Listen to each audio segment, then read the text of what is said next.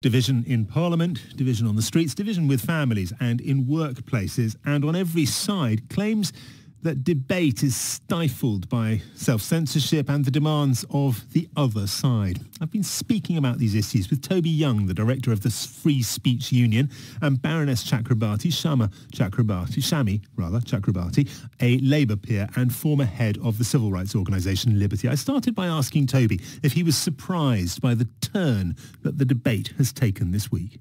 I was shocked by what happened in Parliament on Wednesday. I think that was seemingly a sea change, the first time I can think of in which senior parliamentarians decided to change the rules, seemingly in order to placate an extremist Muslim mob. If that continues to happen, if Keir Starmer, if he becomes Prime Minister, continues to placate Muslim extremists for fear of violent reprisals, then that's effectively the end of parliamentary democracy as we know it. I wasn't too alarmed about the protests that erupt in our major cities since October 7th. It hadn't produced in me a crisis of faith in multiculturalism. I still think Britain's multicultural society has been more successful than almost any other in the world. But my faith has been shaken by the events that happened on Wednesday night. Shami Chakrabarti? Well, I don't think what happened in the House of Commons the other day was a particularly edifying sight. I do think the whole impression probably looked more like a student union than a parliament that was going to have anything relevant to contribute to peace in the Middle East. But I agreed with much of what Toby said about the value of our multicultural society. I slightly wince at his constant reference to extremist Muslim mobs. I think, if I may say so, Toby, that's pretty unhelpful to lump in millions of people of one particular faith and suggest that those who are protesting events in the Middle East are all extreme or all Muslim is a mistake. Let's turn, if we could, to the comments of the former Home Secretary Suella Braverman in the Daily Telegraph today. She writes of a ghettoised society where free expression and British values are diluted. Shami Chakrabarti, do you recognise any truth in that?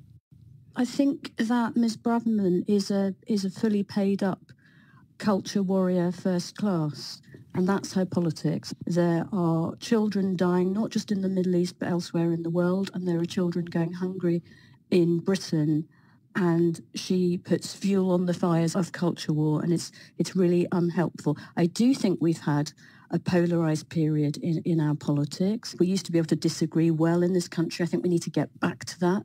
But I don't think Ms Braverman is helping. Toby Young, on the right, where I think I can perhaps rather clumsily place you, there is a suggestion of a cultural shift in Britain for various different causes, where now debate is squeezed or not allowed across a variety of subjects. And I think that's what Ms Braverman is referring to in part. Do you subscribe to that?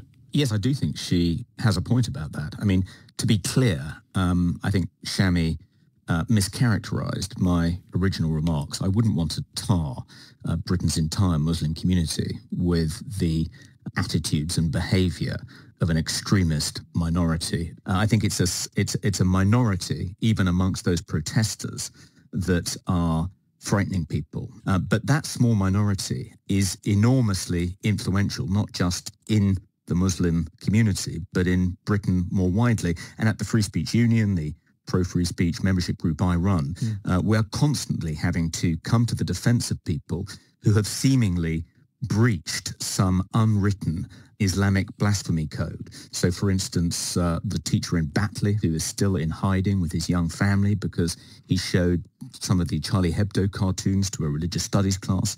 You know, we're seeing the emergence of these Islamic blasphemy laws, unwritten laws. And one worry I have is that if we have a Keir Starmer-led Labour government in the near future, some of these blasphemy laws will no longer be unwritten. They'll be introduced onto the statute books.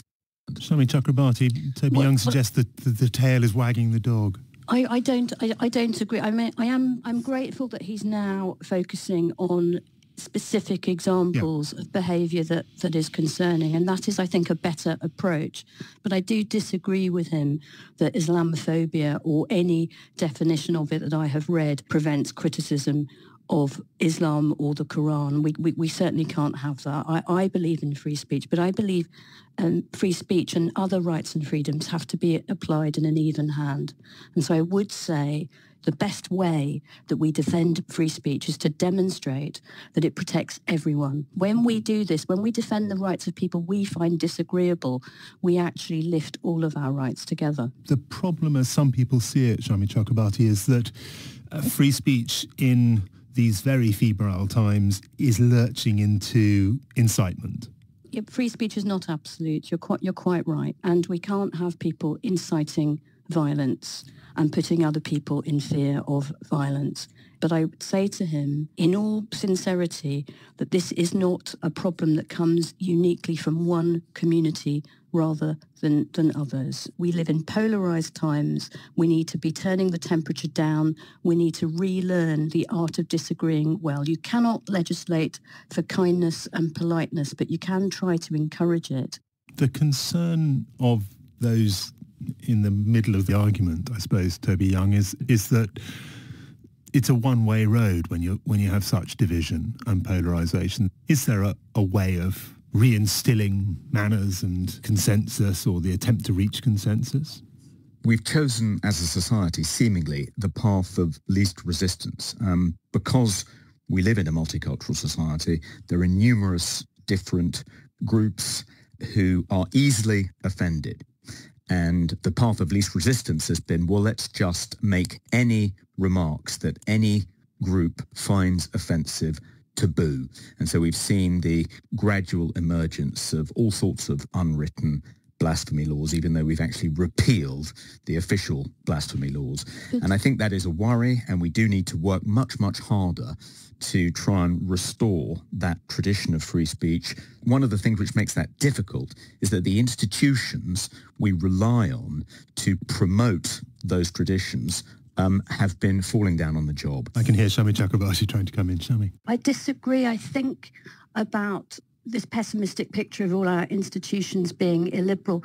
And Toby talks about these so-called unwritten laws. What about the written laws? What about the executive power grab, with more and more legal powers to interfere even with peaceful and noisy dissent in this country? These are very illiberal measures that have happened, not silently or quietly.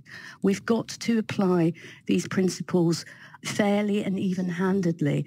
You know, my speech can't be free and yours more expensive. I think this is what we have to learn if we really want to uphold free speech in this country.